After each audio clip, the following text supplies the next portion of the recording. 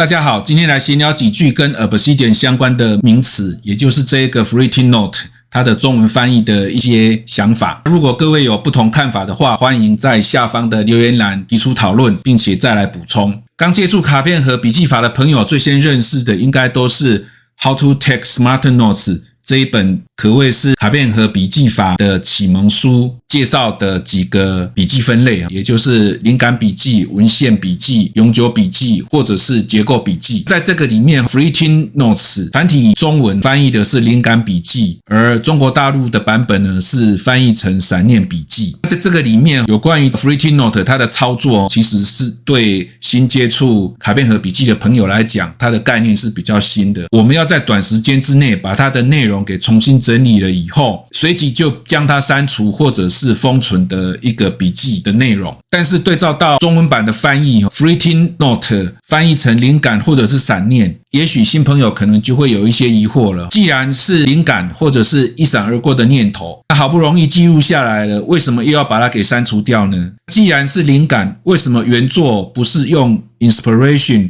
或者是 fresh thoughts 這樣子的名詞呢？而是使用 fleeting 的正式翻譯是轉瞬即逝的意思，也就是它的存在時間是很短的一個時間。我個人覺得會有這個疑問是正確的，因為中文的翻譯我覺得是太過想當然爾的結果。如果我們對照了日文的翻譯在這個地方，它翻譯成中文是潦草的筆記的意思，那我個人會覺得日文的翻譯其實是更加精準。其實只要把這個 FreeTNote 跟最後的永久筆記來做一個對比，為什麼原作者會使用 fleeting 的原因就呼之欲出了。因為 fleeting 它指的其實是筆記存在的時間，它的存在時間是極短暫的。我們在做過整理了以後，把暫時性的筆記轉換成永久筆記以後，暫時性筆記就可以刪除掉了。因此作者他才會說，這一些 FreeTNotes 呢都是暫時性的筆記，即使是寫在餐巾或者收據上，我也很 OK 這樣子的話。經過上面的說明，我相信大家已經對 FreeTNotes